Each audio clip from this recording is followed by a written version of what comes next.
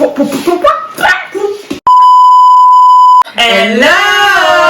Bienvenue dans une nouvelle vidéo avec Phil et Dia.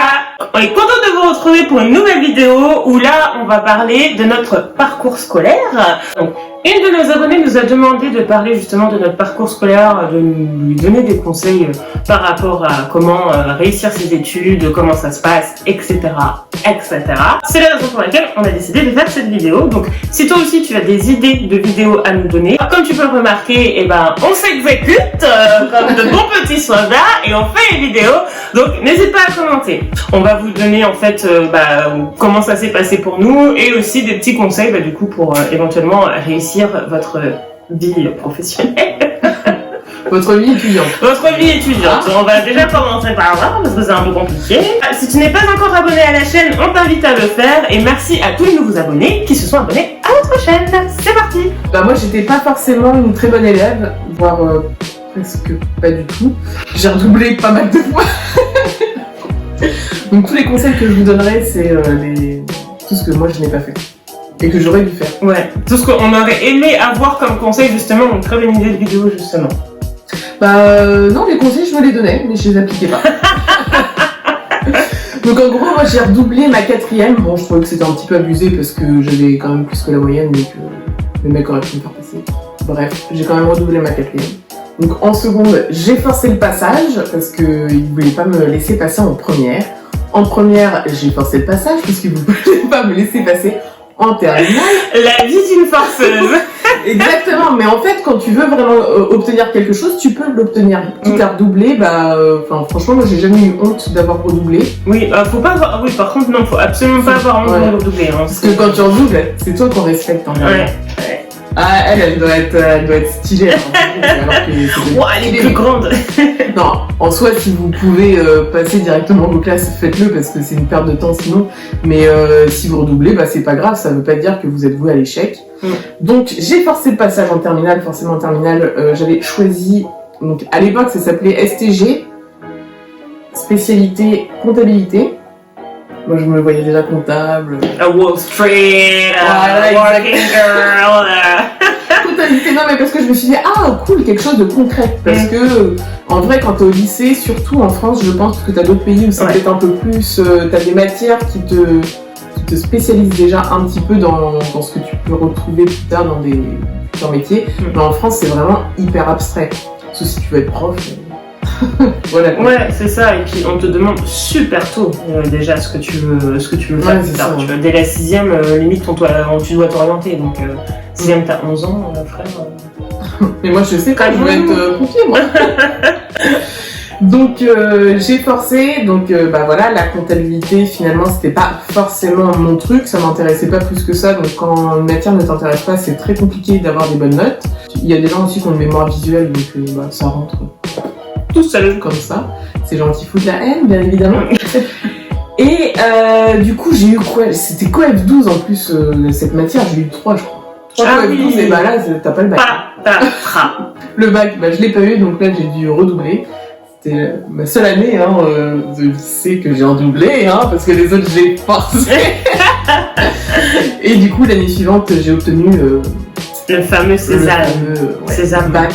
Ah ouais non mais tellement heureux. Les profs au conseil de classe, parce que oui, en plus j'étais déléguée, donc moi je me faisais bien dézinguer à chaque conseil de classe.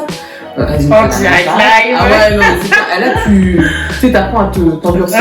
Tu perds pas la face, t'as qu'une envie, c'est de chialer. En plus, moi je suis en début d'alphabet, alors là, je peux te dire que les conseils de classe, en vrai, j'ai été trop de fois déléguée. À chaque fois, les conseils de classe, c'était dur. Tu sais, parce qu'à la fin, fallait. Pourquoi tu te présentais même? Je sais pas, j'aime bien. Moi, je représente le peuple. Et donc, il m'avait dit oui, non mais toi, faut surtout pas que t'ailles à la fac, ça va être un chaos total. Il voulait m'envoyer plus sur des CAP ou BEP. D'un côté, j'avais envie d'avoir quelque chose de concret, mais d'un autre côté, j'avais pas vraiment envie parce que en fait, ça t'enferme dans un truc déjà. Ouais, je pense que maintenant il y a beaucoup plus de choix, mais nous à l'époque, dans les CAP et BEP, il n'y avait pas beaucoup de choix. C'était vraiment surtout sur des métiers de service, du commerce, etc.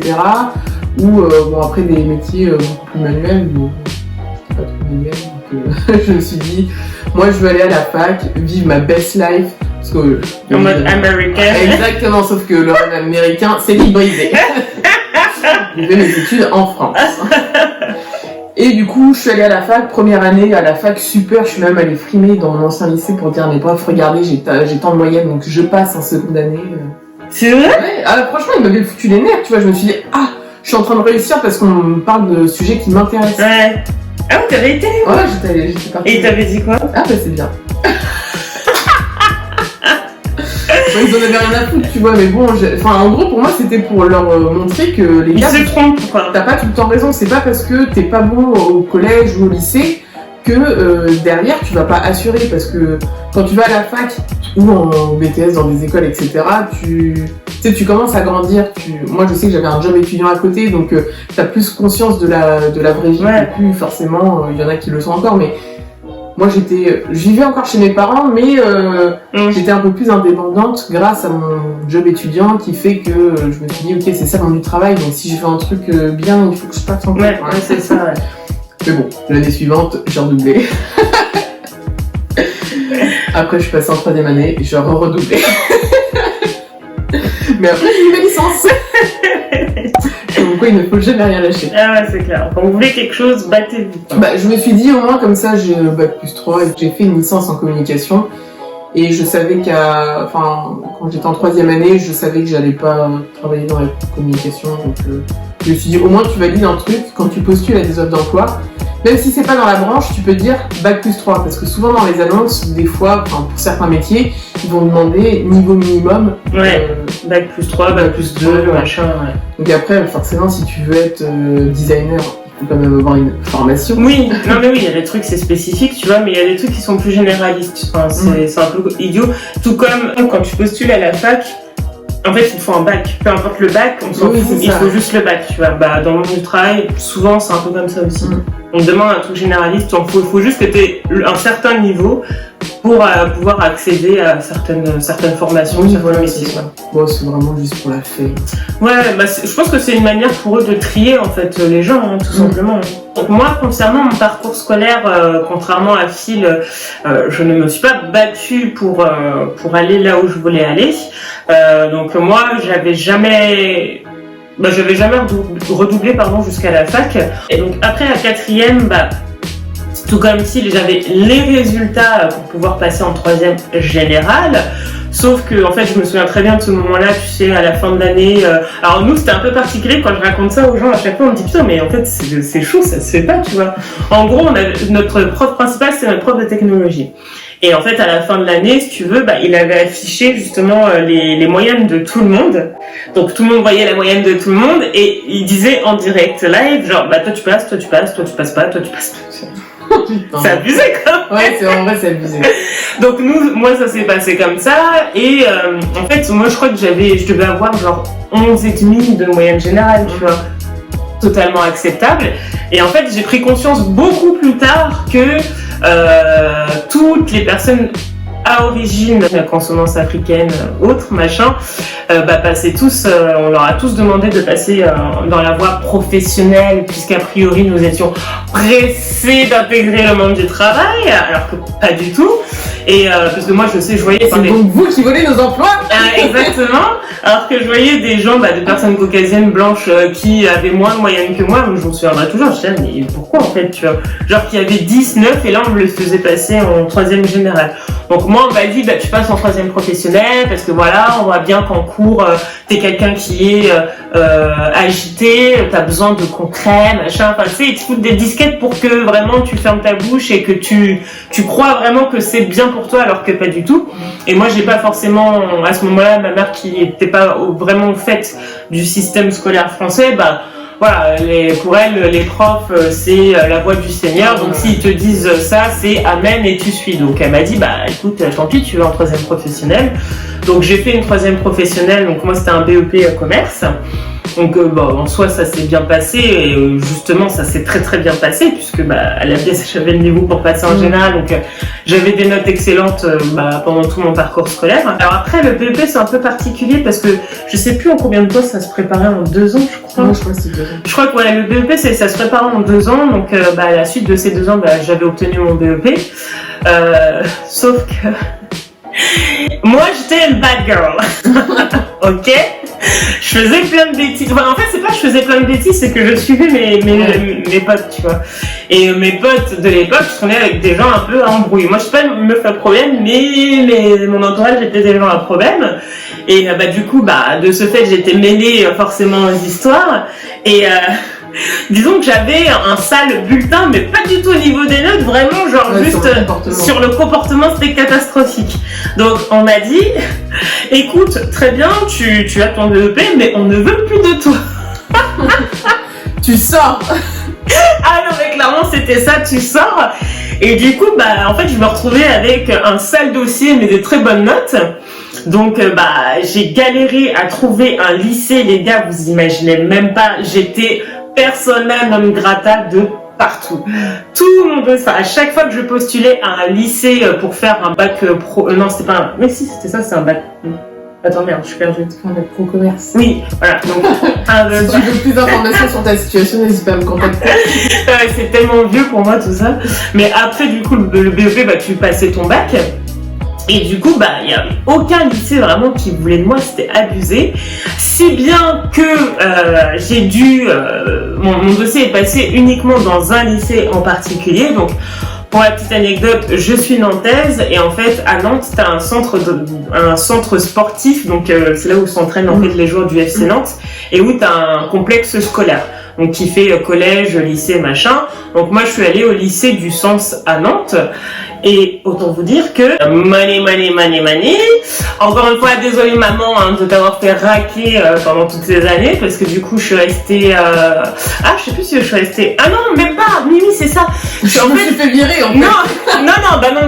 Non, je me suis pas fait virer, mais en gros, en fait, vu que je préparais le bac en 2 ans, c'est à la 2e année pour le bac que du coup j'étais devenue persona non grata, donc j'ai fait qu'1 an au Sens et ça s'est excellemment bien passé.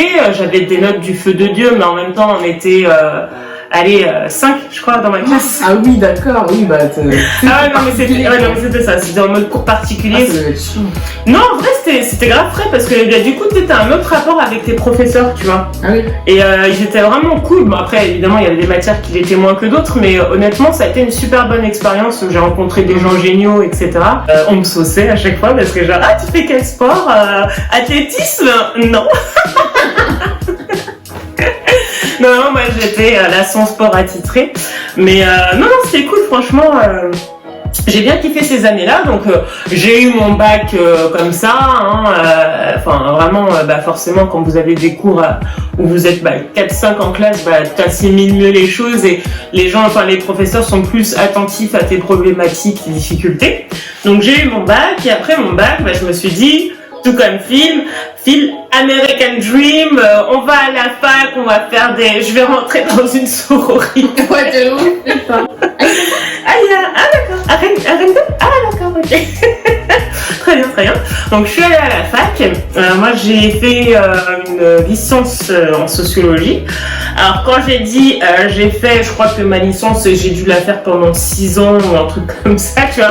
Alors qu'une licence, c'est en 3 ans, mais en fait, j'ai jamais été vraiment investie sur ma licence, tu vois. En gros, la première année de ma licence, j'ai profité de la vie étudiante comme never.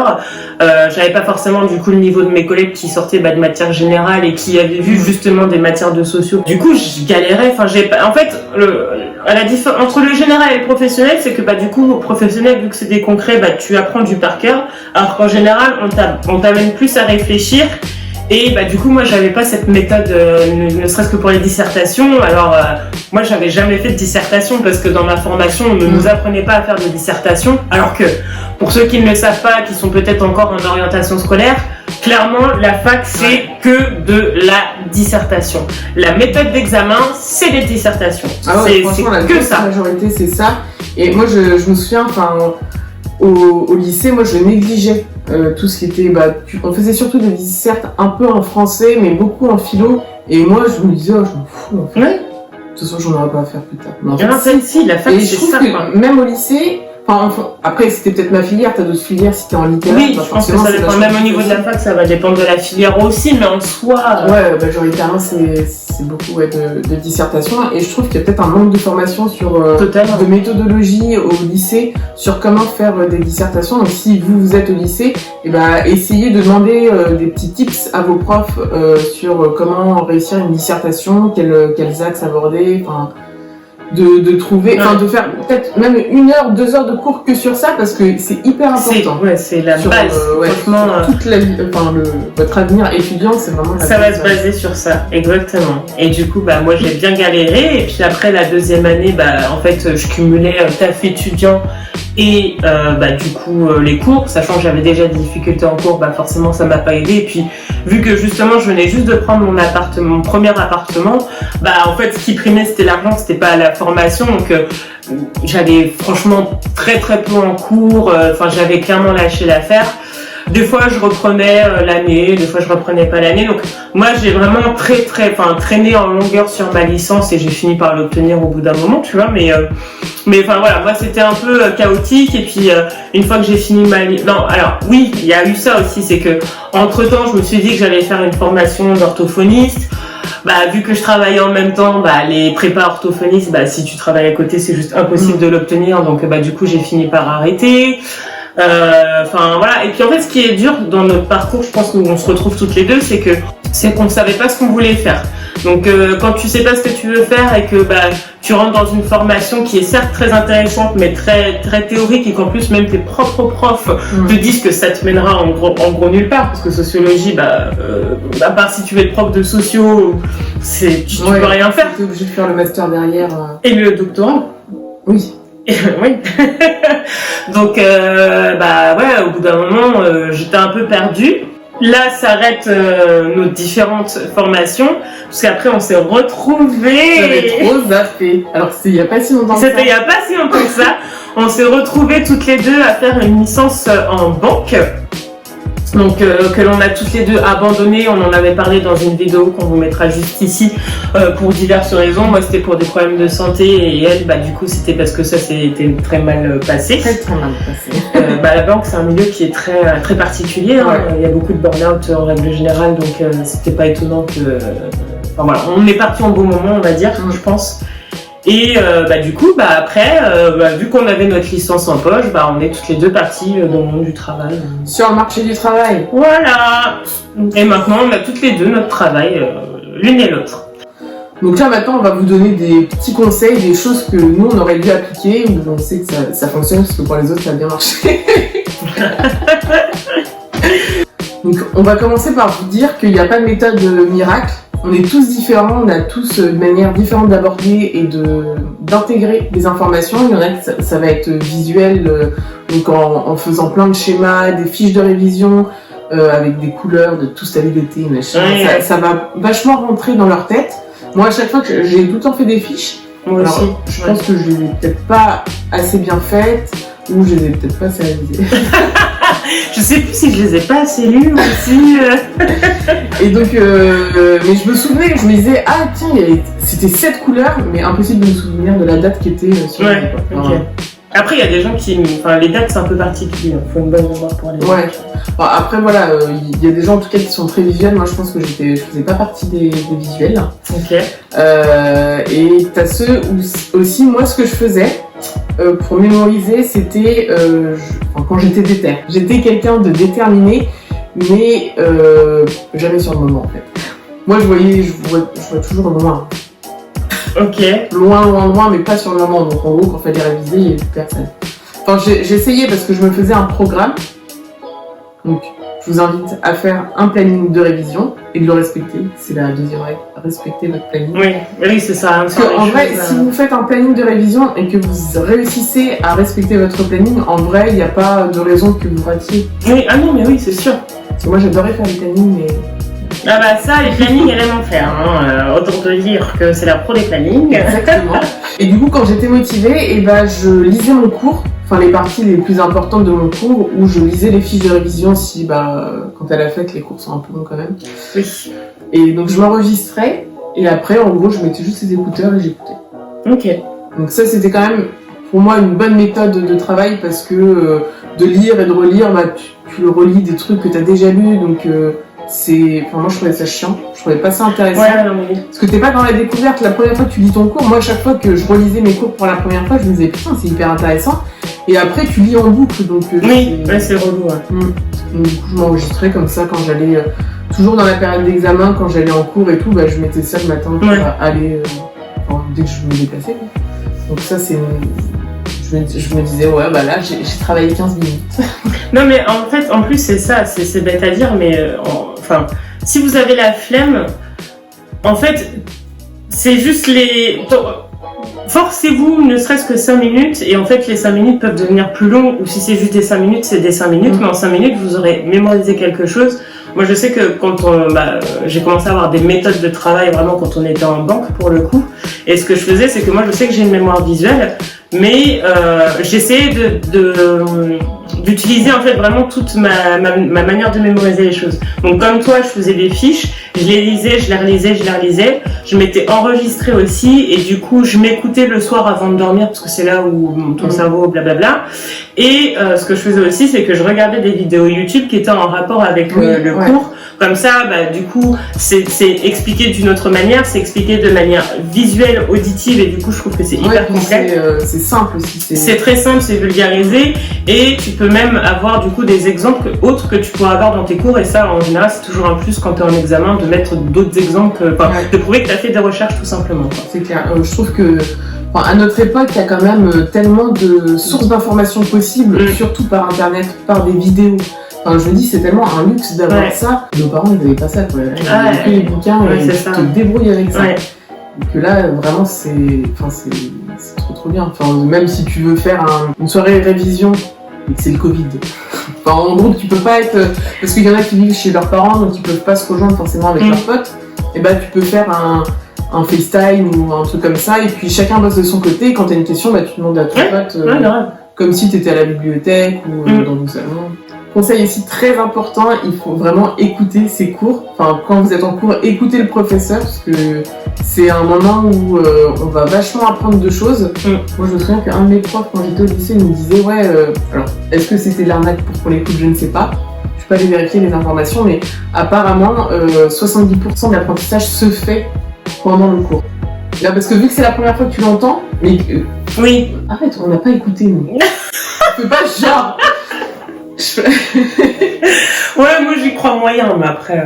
Bah, je pense que déjà, oui, t'assimiles quand même une première fois, tu vois, mais 70% du cours, frère, faut pas abuser. Ouais, oui, non, je pense que c'est 70% du cours quand tu assistes à tous les cours.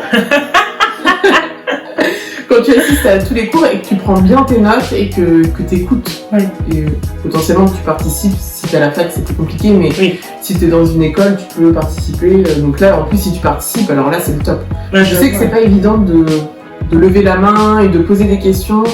Il n'y a pas de question bête, et dites-vous que dans 90% des cas, sur un an, enfin là on va rester sur la fac ou même dans une classe, il y a forcément quelqu'un qui aura exactement la même question que vous. Donc, et puis les autres ils écoutent pas alors. Oui voilà, c'est ça, oui.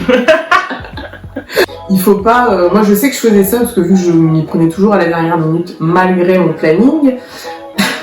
Et bah du coup j'enchaînais et puis je me bourrais le crâne et au bout d'un moment t'intègres plus parce qu'en vrai...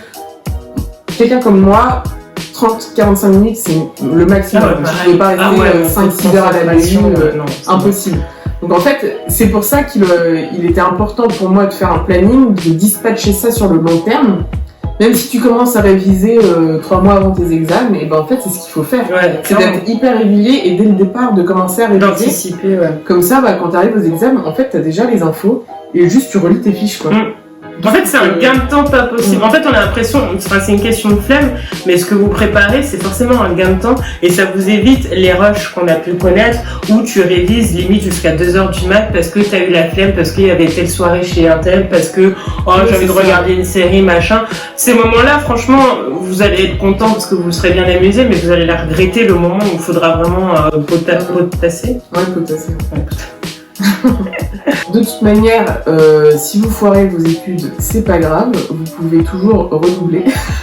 Et vous réorienter aussi. Se réorienter, voilà, on peut chercher. Si vous savez pas vraiment ce que vous voulez faire, n'allez pas vous enfermer dans une formation qui va vous bloquer sur un avenir professionnel. Ouais. Choisissez un truc plus généraliste. Et puis après, vous verrez bien où ça vous mène. Enfin, on vous dit pas de prendre tout et n'importe quoi, mais vraiment, si vous savez pas, ça sert à rien de se prendre la tête, et parce que vous allez changer 15 000 fois d'orientation. Ça va être une perte de temps, ce qu'on a connu en fait. Voilà, après, si vous êtes vraiment sur une filière qui est générale, et ben faites. Même si c'est faire pour faire, ben vous faites. Même si ça prend du temps parce que ça vous intéresse pas de ouf, faites. Parce que dans tous les cas, quand vous rentrerez dans le marché du travail, vous allez commencer en bas de l'échelle. Oui. Si vous faites pas des formations type ingénieur dans telle spécialité, médecin, etc. Si vous faites une école de commerce, croyez pas que vous allez arriver PDG demain. Ah oui, non, vous commencez. Ça sera pas ça. Tu auras fait ton école de commerce, c'est très bien, tu vas être commercial, certes, tu auras des bons salaires, mais même quelqu'un qui n'a fait absolument zéro étude, qui a juste un bac et qui a commencé à travailler dans le commerce juste en étant vendeur, etc., un jour, il va trouver du travail peut-être avant toi parce qu'il aura eu l'expérience professionnelle. Ouais, ça fait 5 ans que je travaille dans le commerce, je sais comment parler aux clients. Et c'est lui qui sera pris et pas celui qui a juste son diplôme. Ouais. Le diplôme ne suffit pas. Le diplôme, ouais, suffit pas du tout. C'est une porte d'entrée. C'est une porte d'entrée. Ça ouvre des portes peut-être un peu plus facilement. Tu fais pour le faire, pour pouvoir aussi prétendre à un salaire, même si tu commenceras jamais avec un gros salaire. Faut se le dire aussi, parce que moi pendant longtemps je me suis dit attends, je peux même faire un bac plus 3. Alors que franchement c'est pour ça que c'est important d'aller jusqu'au bout, parce que franchement il y a tellement de personnes qui ont tous le bac, tellement de personnes qui ont un bac plus 3 que après ça a plus de valeur en fait. Ça a plus de valeur, et en fait du coup quand vous arrivez sur le marché du travail, vous avez tous à peu près le même profil, donc n'hésitez pas à faire des stages, que ce soit pendant votre période de formation, ça on sait que c'est compliqué, ou même pendant les vacances, parce que en vrai ce qui va primer ça va être l'expérience, tu vois. Et même franchement moi je suis une professionnelle pour foutre des discuteuses en entretien. Toute expérience, même celle que vous sous-estimez, tant qu'elle est bien racontée, et du coup, en fait, là on rentre sur un autre sujet, mais pendant les entretiens, ce qui va primer, c'est ce que vous faites de vos compétences. Et les compétences, vous les avez pas uniquement dans votre formation, vous les avez pas uniquement dans le monde du travail, vous avez des compétences en tout. Par exemple, nous on fait des vidéos YouTube, et si demain on n'avait aucune expérience, qu'on avait juste notre diplôme en poche, c'est une compétence que tu peux faire valoir, parce que c'est de l'assiduité, c'est du mental, c'est de la créativité, c'est plein de choses. Donc ne soyez pas obtus au niveau au moment où vous allez prétendre à un travail. Réfléchissez, posez-vous et réfléchissez vraiment à ce que vous êtes capable de faire. Mais les trucs que vous ne soupçonnez pas sont une valeur ajoutée. Voilà, donc... Oui, c'est ça. N'hésitez pas à côté de vos études à faire des activités extrascolaires, de trouver un job si vos études vous permettent si vous avez le temps d'avoir un travail, parce que je sais qu'il y a certaines études où t'as pas le temps et t'es obligé de taffer un truc de malade. Mais bon, en général, ces études-là, tu sais ce que tu fais au bout, tu les fais pas gratuitement. Dans tous les cas, vous prenez pas la tête sur de pas savoir, on est très très nombreux à pas savoir ce qu'on veut faire dans la vie. Je pense qu'on est même plus nombreux à pas savoir ce qu'on veut faire dans la vie que l'inverse. Ouais. Donc franchement, vous prenez pas la tête. Si ça rate, ça rate. Si ça réussit, tant mieux. Et il n'y a pas d'échec surtout, parce que ça sera une expérience. Et puis même si ça rate, c'est pas grave, au bout d'un moment, ça fonctionnera. Rien n'est définitif dans la vie, les amis. Moi, j'ai passé des années à étudier. Et j'y suis là. On vous a dit l'acharnement, les gars. L'acharnement. C'est la fin de cette vidéo. Merci de l'avoir regardée. J'espère qu'elle t'a plu. Si c'est le cas, n'hésite pas à commenter. N'hésite pas à nous parler de ton parcours. Si toi aussi tu as des conseils à donner à la communauté, écoute, fais-le dans les commentaires. Abonne-toi à la chaîne si ce n'est pas encore fait. Et on remercie toujours les nouveaux abonnés qui sont présents sur Philédia. Et on se dit à la semaine prochaine. Ciao, ciao.